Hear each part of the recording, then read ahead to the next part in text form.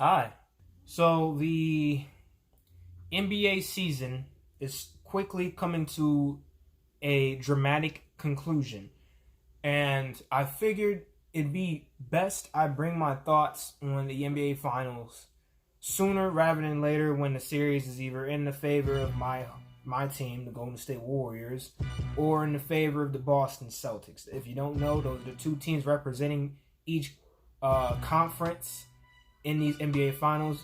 From the West side, we got the Golden State Warriors, and from the East, we got the Boston Celtics.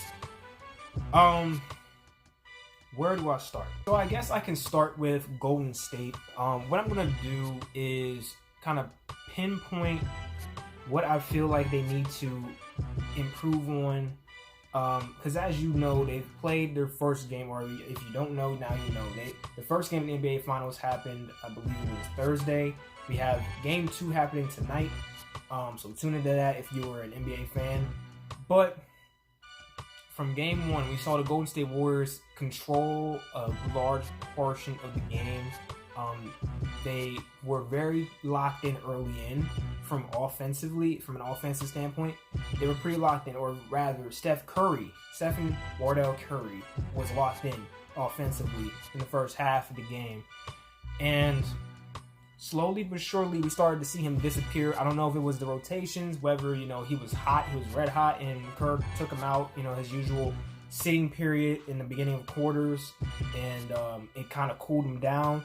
Whatever the case may be, Steph ended up cooling off, and that's where the trouble started. Because you see, all night, we saw Klay struggling offensively. We saw Jordan Poole struggling offensively. And this is something I brought up many times. I don't really blame Jordan Poole for underperforming in his first NBA Finals game, because imagine this young guy, right? Third year in the league. There's so much pressure on him to be that third option. Not the fourth option, not behind Wiggins, but be the third option. Like, people have that type of expectation on Jordan Poole, and he's a rising star, and he's definitely very, most improved in my book. But you can't expect this young kid to go out there and start dropping 20, 30-point games and to help Steph Curry trounce Boston. It's just not. It's not realistic. I expect Poole to have a solid series moving forward, but I don't expect him to be like how he was against the Denver Nuggets, or how he was closing out the rest of the season, coming into the playoffs. I don't expect that from Jordan Poole. I think that he's going to have a solid series, probably going to average 15 points, maybe 14, maybe anywhere from 12 to 15 points he's going to average. And he's going to be a good contribution, but I don't think we're going to see that elite all-star level Jordan Poole in this series. I just don't think so. Unless he takes advantage of all of the switching defense from Boston, which I'll cover on more later, and uses his speed and his decision-making to be even more effective at the rim. Because I feel like he has the finishing package and the speed to get around guys like Al Horford and the Time Lord, Robert Williams. Now, Klay. I'm not worried about Klay. I know Klay will get his, he's always got his mind in the game. So it really comes down to, is his shot falling or is it not? Right, and some nights Klay he's just not getting enough bounce in his legs. He doesn't have a stroke right on that particular night, and he's breaking everything. But you all know, just like I know, if Klay Thompson gets hot, if he sees that first one go in, hey, he's subject to be marked armed and dangerous. He's got the strap on ready. And while I'm touching on Klay, because that's really all I have to say about Klay, is either whether he's missing or he's hitting his shots, and he happened to be missing them in Game 1. He just needs to tighten up, maybe take a little bit more time to find a smarter shot and not take such difficult shots in high-pressure situations. But Draymond Green. Now, Draymond, I'm going to need Draymond to respect Al Horford. Yeah, I'm gonna need Draymond to not only respect Al Horford, but also find his own offense. Lots of times in that game one, I saw Draymond, not even just in game one, but a lot of times just in general, I see Draymond kind of just hand it off to Steph, or hand it off to Jordan Poole, or hand it off to Clay, and just stand at the top of the key, or just stand around. They don't care about you up there at the top of the key, Draymond. We get it. You sometimes splash that joint from the top of the key, but no one is truly taking that seriously. They watching that backdoor cut. They watching everyone else who can be, who the rock can find its way to. They don't care about Draymond Green sitting at the top of the key for a fling back from the guy that they're guarding, probably Steph or Clay. They ain't leaving Steph, and they ain't leaving Clay to guard Draymond Green shooting a three.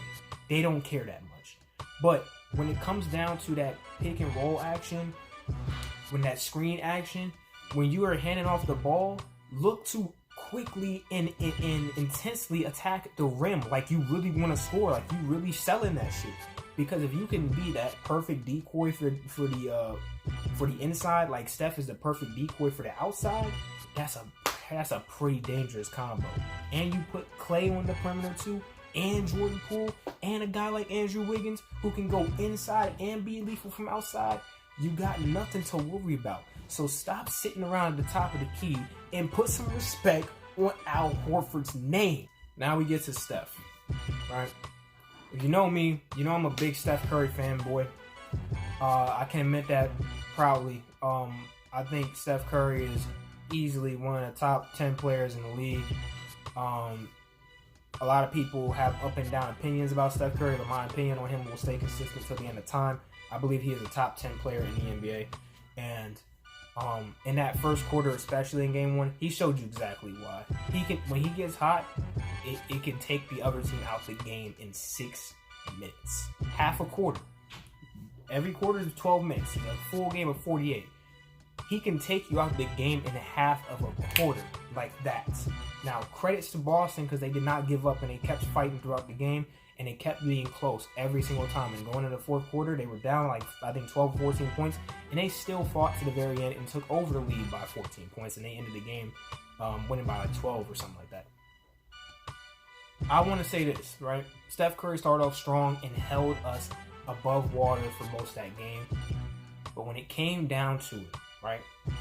When it came time for Steph to really shine and give us some more timely buckets and save us from ourselves basically in that game one. Because the fourth quarter was atrocious for the Warriors. A bunch of turnovers, bad defensive breakdowns, leaving guys open for no goddamn reason, not putting respect on Al Horford's name, as we already touched on. It's just crazy shit like that. But one thing that stood out to me was that Steph Curry was damn near scoreless in the fourth quarter. He was damn near scoreless. And I credit that to what I'm going to touch on next. More so than Steph being cold.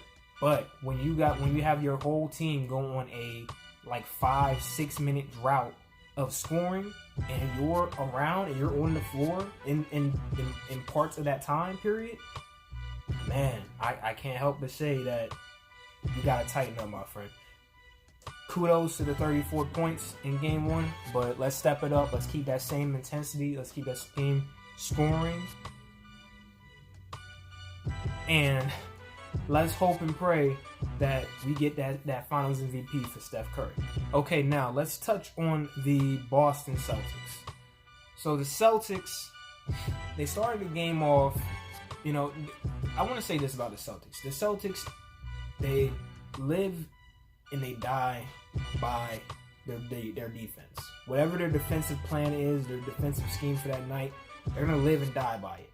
You saw them all night trying their best to keep Curry under wraps, switch everything, not let anybody get any free looks. And they made it hard. And they never gave up that intensity. And they even ramped up the intensity in the second half of the game. And you can see that it was wearing Golden State out. When that fourth quarter came around, they were making a whole lot of boneheaded decisions, taking a whole lot of tough shots that they didn't need to take.